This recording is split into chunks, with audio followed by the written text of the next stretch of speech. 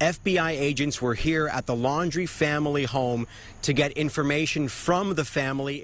It's a case that has shocked the world. A young woman on an adventure of a lifetime with her fiance goes missing. Later on, her body is found and the fiance is nowhere to be seen. What exactly happened to Gabby Petito remains a mystery, and it seems that her fiance Brian Laundrie could have all the answers. But where is he? And is he on the run for a murder he committed? Let's see why law enforcement is convinced he's involved. The story so far. In June 2021, 22-year-old Gabby Petito and her fiance Brian Laundrie set out on a road trip across the western United States. Gabby was very excited to share her adventure with her family and on social media. She had maintained regular contact with them by providing updates on her travels, so it was strange when the communication suddenly stopped around the end of August. On August 12th, police were called to a domestic incident involving Gabby and Brian. According to the police report, Gabby was emotional and upset, and the original caller outlined that Brian had been slapping her. Even so, no charges were issued, but the police still insisted that the couple separated while the situation calmed down. Brian returned to the house he shared with Gabby on September 1st after driving her van, but she was not with him. Her family understandably were concerned and then reported her missing 10 days later. As they desperately sought answers, Brian's family remained uncooperative until they requested the police come to their home, where they claimed to have had no contact since September 14th. Following this revelation, Northport police began a search for both Gabby and Brian. After human remains were discovered on September 19th, everyone's worst fear came true when the FBI confirmed that the remains were that of Gabby Petito. While there wasn't any other information, the hunt for Brian has intensified as Gabby's death was undoubtedly a homicide, and a federal arrest warrant was issued. The search for Brian Laundrie continues as his whereabouts is still unknown. While we wait for further updates, let's look into exactly why the FBI considers him a suspect. A TikTok detective. In a twist that no one saw coming, a TikTok user could be an essential part of the whole investigation. Miranda Baker posted a series of videos where she claimed she and her partner had given a lift to Brian on August 29th while he was hitchhiking. Miranda outlined that Brian was alone, which is alarming given that it was 5 days after Gabby was last seen in public. Brian approached Miranda and her partner at around 5:30 p.m. at Grand Teton National Park in Coulter Bay, Wyoming.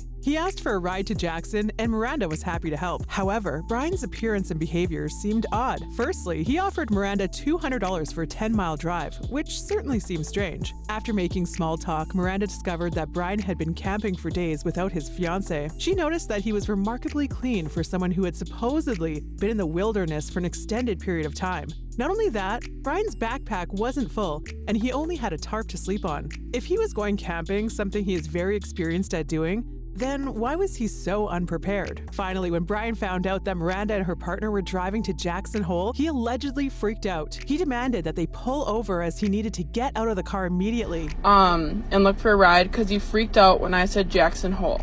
He said we needed to pull over, even though Jackson and Jackson Hole are the same thing, it's the same town. Brian was dropped off at Jackson Dam at 6:09 p.m., not far from where he was originally picked up. Brian's weird behavior isn't something new, and details of his potentially disturbing mindset have been released as the case has progressed. Brian was always controlling. Following the domestic incident that was reported to the police, Brian's behavior has been scrutinized, and it may be with good reason. A witness described him as a controlling, jealous, and manipulative partner. This witness was Rose Davis, who was a close friend of Gabby's. She added that Gabby and Brian had been arguing more frequently than would be considered healthy. Brian even went as far as confiscating Gabby's ID so that she wouldn't be able to go out anywhere without him. This behavior seemed to come from Brian's constant fear that Gabby would leave. He did not want her to have any friends, and supposedly didn't approve of Gabby's personal relationships with anyone other than himself. In fact, Rose even claimed that she was Gabby's only friend, not because Gabby had any issues with meeting people, but Brian just wouldn't let her. Rose also highlighted that Brian would have strange episodes where he claimed to hear voices and had bad insomnia. These episodes would be so unbearable for Gabby that she apparently would stay with Rose until Brian seemed to have calmed down again. Brian was aggressive.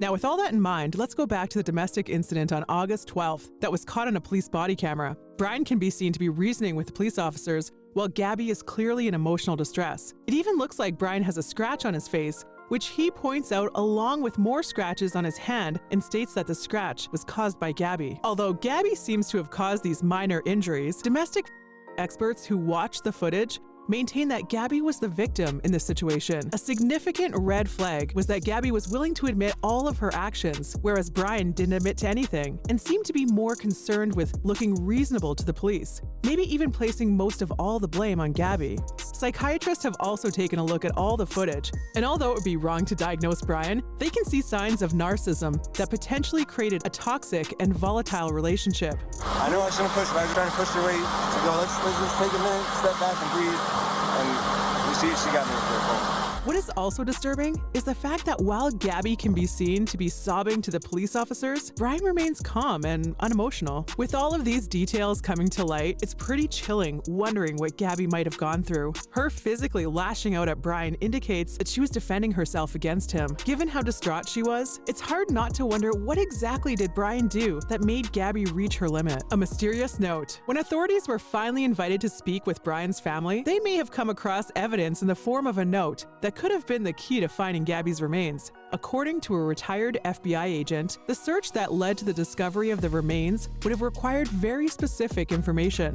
Although the authorities could have tracked Gabby's phone, the actual location of her remains may have needed human input, potentially by a note left by Brian. It was found in his car when the family went to search for Brian. There hasn't been any further information about the note and what is included. However, after authorities met with Brian's parents, they were seen carrying away evidence bags and they took property to assist in locating Brian. Is Brian's family hiding something? Whatever information that can be provided by Brian's family is crucial at this point, given that they would have been the last ones to see Brian before he vanished. His family is beneficial to the investigation. With that in mind, it's pretty alarming that they took so long to cooperate with authorities, to then reveal they hadn't heard from Brian when Gabby's family were pleading for information. What do they know? And are they involved somehow?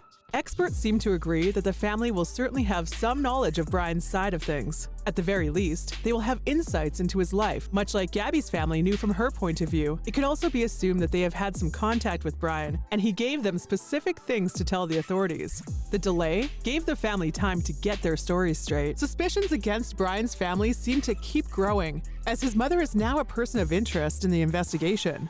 The FBI revealed that Roberta Laundrie checked into a Fort DeSoto Park on September 6. When they checked out on September 8th, witnesses who camped nearby had snapped a photo of a red truck with a camper attached to it, similar to vehicles parked in front of the Laundrie house for 2 weeks. Although the witnesses didn't physically see Brian, a lone man was accidentally caught in one of their selfies on September 11th who resembled Brian. It is worth noting that Gabby was reported missing on the same day. If the Laundrie family were the ones spotted, why did they try to hide this? Whatever is going on with Brian's family, his life will now be picked apart. The authorities will look into his phone records and data from nearby cell towers to try and piece together how he managed to get home without Gabby in the first place. There are so many questions and theories about what happened to Gabby floating around right now. What do you think? What could Brian know and how is he involved? Let us know what you think in the comments, and don't forget to hit the subscribe button.